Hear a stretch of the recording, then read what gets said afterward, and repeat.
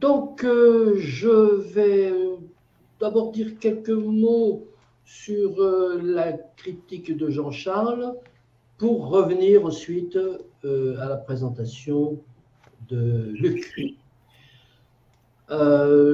Jean-Charles nous fait un exposé très intéressant qui est une critique sur le fond, pas sur la forme. C'est-à-dire qu'il nous dit que, bon, lui, il aurait écrit autre chose. Hein. Voilà, si on se donnait comme objectif Déclaration des droits de l'homme, bon, il aurait écrit autre chose dans le préambule. Alors, bon, j'ai déjà eu plusieurs fois l'occasion de le dire, je pense que c'est très intéressant, mais ça me paraît hors sujet par rapport au parti pris que nous avons pris d'étudier des textes tels qu'ils sont. Ensuite, sur les seules causes, Jean nous dit c'est hasardeux, voire péremptoire, de dire que les seules causes des malheurs publics, les malheurs publics et la corruption. Donc les malheurs publics, les malheurs du peuple et la corruption des gouvernements, ça vient du fait qu'on a ignoré, oublié et méprisé des droits de l'homme qui n'étaient pas énoncés. Hein. Voilà. C'est vrai qu'on peut dire, c'est hasardeux, c'est péremptoire déjà de dire ça, puis c'est hasardeux parce qu'on veut avoir autre chose. Oui, là encore, c'est une critique sur le fond, mais c'est précisément le prérequis de cette DDHC. Et je pars d'une hypothèse que, attention, pas tous les malheurs du monde, hein, on dit les malheurs publics, c'est-à-dire les malheurs du peuple, hein, je pense que ça veut dire ça, et la corruption du gouvernement, qui sont les deux points importants, je dirais, les deux points fondamentaux, fondateurs, et sont les seuls, effectivement, ce sont bien les seuls leviers qui agitent et qui font se lever le peuple à ce moment-là, c'est-à-dire nous sommes malheureux, le peuple est malheureux, et puis en face, nous avons des dirigeants qui sont corrompus. Donc, de ce point de vue-là, historiquement, le malheur du peuple et la corruption des dirigeants, c'est bien le seul moteur de l'action. Dans le malheur du peuple, on met famine, bien entendu. Voilà, donc c'est un prérequis, et à partir de ce prérequis, moi je préfère regarder si c'est bien écrit, et enfin bien écrit, je veux dire, si ça explique bien ce que ça veut introduire ensuite. Alors, ce que ça veut introduire ensuite. Et là, je reviens sur l'intro de Luc qui nous a dit « Nous n'avons pas étudié le préambule ». Alors c'est vrai, on a étudié tous les articles, je crois qu'il y en a 17, mais pas le préambule.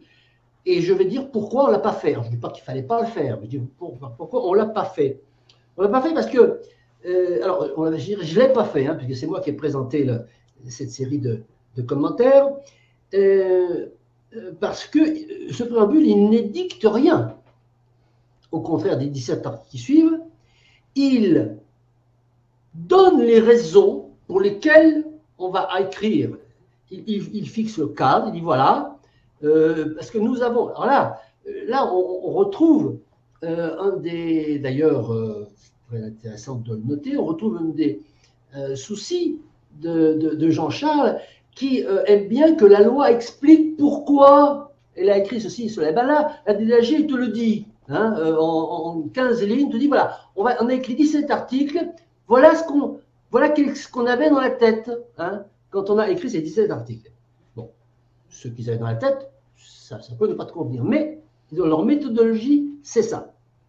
Donc ils expliquent d'abord un peu ce qu'ils veulent faire. Ils veulent donner de la substance aux droits de l'homme. Alors, maintenant, je vais entrer dans des choses qu'a dit Luc au niveau de la critique de ce texte. Tu dis, Luc, que ce texte pose des principes. Moi, je ne dis pas qu'il pose des principes, hein, je pense qu'il ne pose pas de principes. Il fait une analyse politique. Il analyse ce qui s'est passé là avant la prise de la Bastille, Voilà, et il en déduit d'ailleurs notamment que tout ça, ça vient parce qu'on ne s'occupe pas des droits de l'homme. Donc il fait une analyse politique, mais il pose pas très. Moi, je ne vois rien qui ressemble à un principe, au sens où j'aime définir un principe, c'est-à-dire une affirmation, une proposition claire qui fonde un raisonnement, une structure de raisonnement, et duquel on va pouvoir déduire des règles d'application. Alors donc, de même que ce préambule ne pose pas de principe, à mon avis, il emploie un mot qui me paraît extrêmement intéressant, qui est le mot bonheur. Le mot bonheur,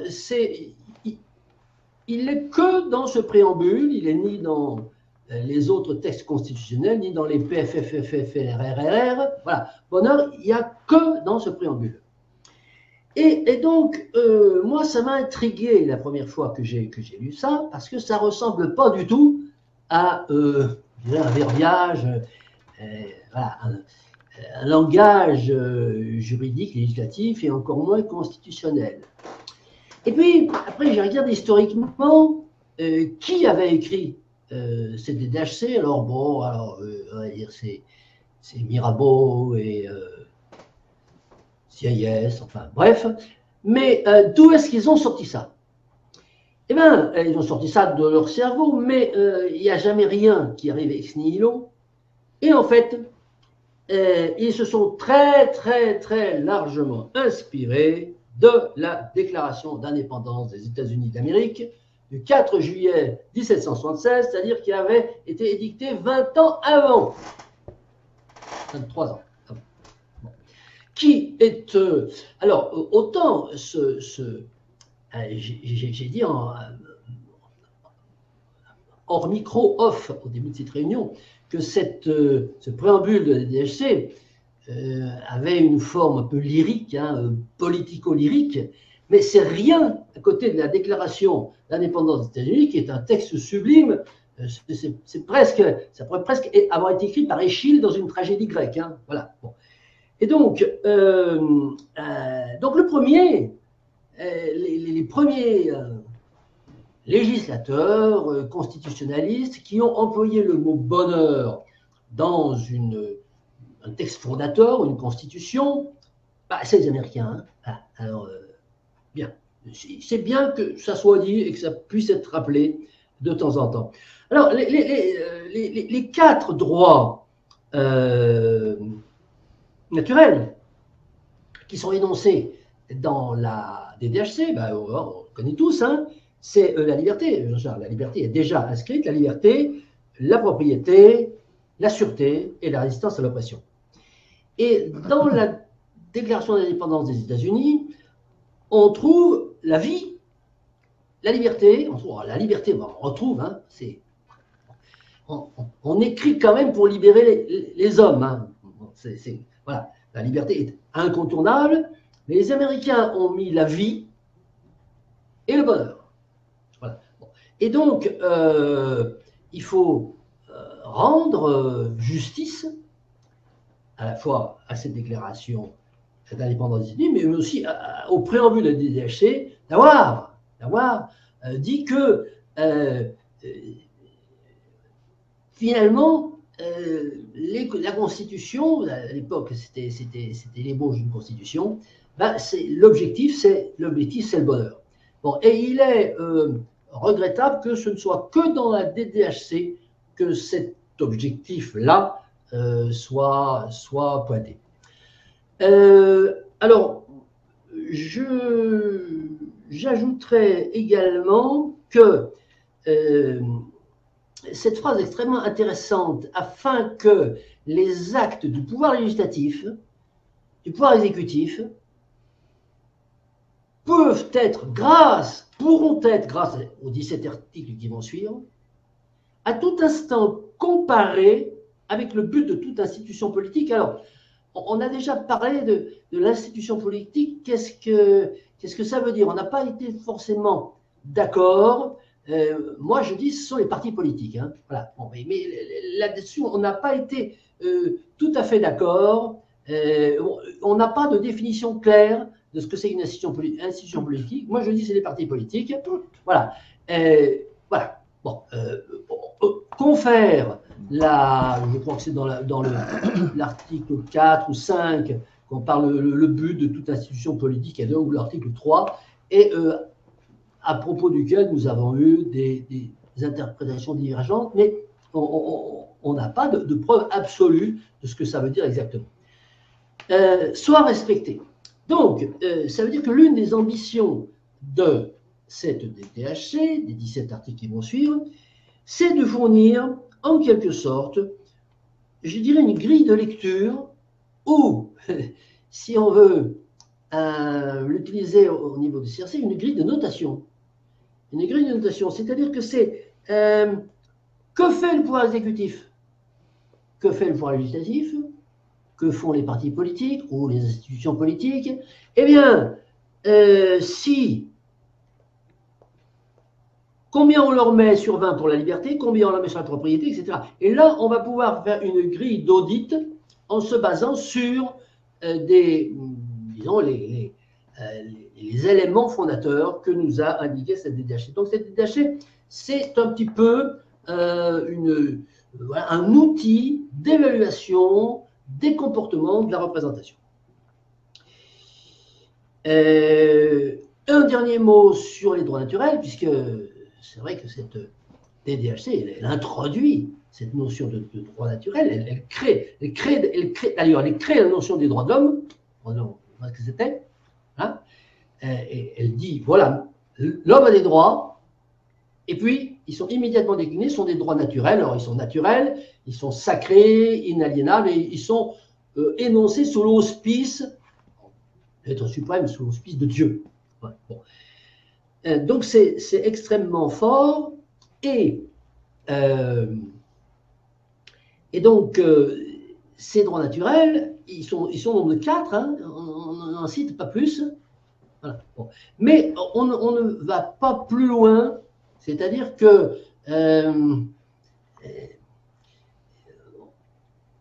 alors, je dirais, il n'y a pas de définition de ces droits naturels. Ils sont quand même énumérés.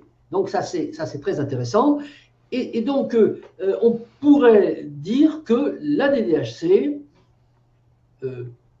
définit de façon claire, et finalement, on n'a rien d'autre à se mettre sous la main, à mon avis, et là je ne vais pas relancer le débat sur les droits naturels d'opposite, on n'a rien d'autre à se mettre sous la main en termes de texte législatif pour dire ce que c'est que le droit naturel. Eh bien, ce sont ces 4 droits.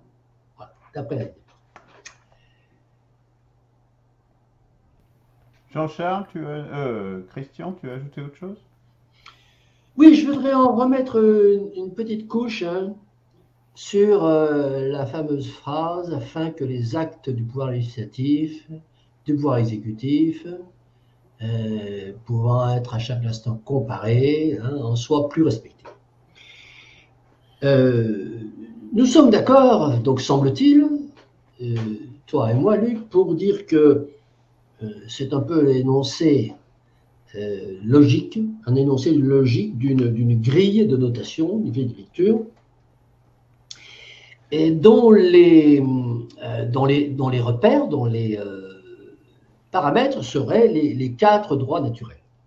C'est-à-dire, est-ce qu'on respecte plus ou moins bien la liberté? Est-ce qu'on respecte plus ou moins bien la propriété? Est-ce qu'on respecte plus ou moins bien la sûreté, etc., etc.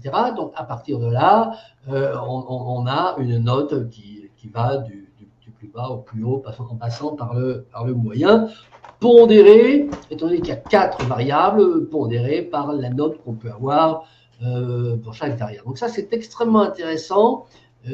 Ça permet de baser un audit. Donc, je dirais avec toi jusque-là, sauf sur la fin, et c'est pour, à la fin, avec une notation, on va pouvoir dire si on est plus ou moins civilisé, plus ou moins barbare.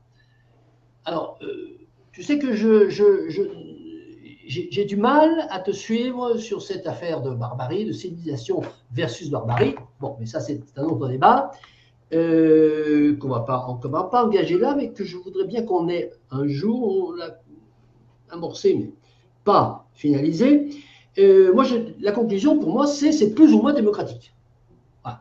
On est là dans l'émergence de la démocratie, encore pas vraiment prononcée, mais déjà annoncée, et cette grille d'évaluation, pour savoir si le pouvoir législatif, le pouvoir exécutif, etc., dans tout corps d'État, au regard de ce qu'il respecte plus ou moins l'un des 4 droits naturels, va pouvoir être plus ou moins démocratique. Voilà ce que je voulais rajouter sur cet aspect. Et puis, je vais rajouter une chose sur le bonheur.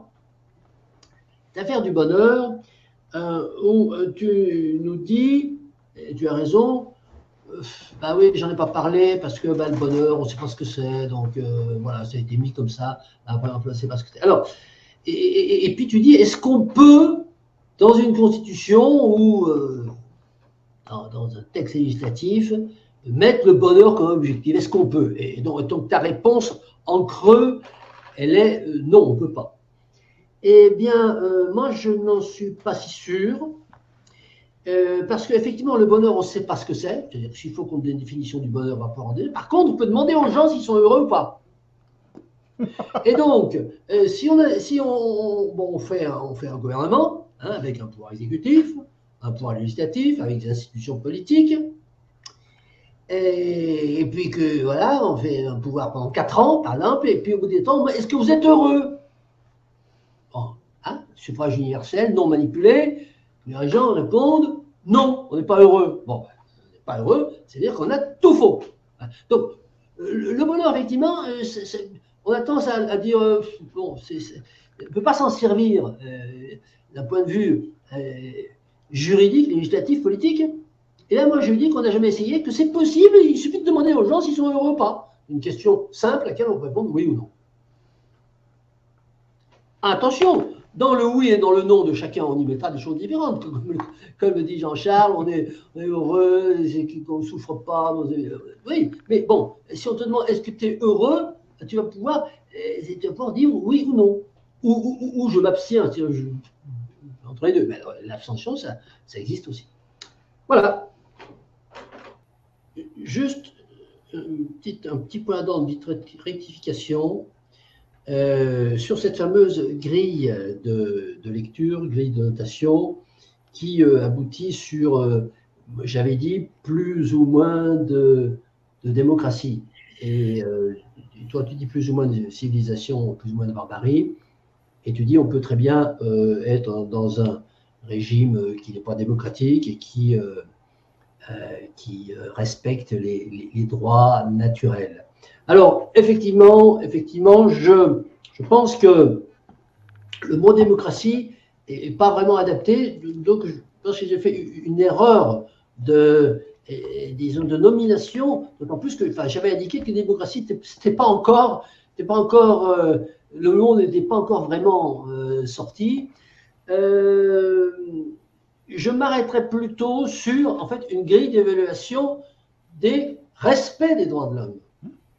Voilà. On est dans une société qui respecte les droits de l'homme ou qui ne les respecte pas. Est-ce que, quand on ne respecte pas les droits de l'homme, c'est forcément de la barbarie? Voilà. C'est là, peut-être que la nuance ou le distinguo existe. Mais effectivement, donc, mon appréciation était relativement inappropriée. La grille de notation, plus ou moins de liberté, plus ou moins de sûreté, plus ou moins de respect de la propriété et plus ou moins de résistance à l'oppression, ça veut dire, est-ce que je respecte plus ou moins les droits de l'homme? Eh bien, nous finirons sur cet accord final.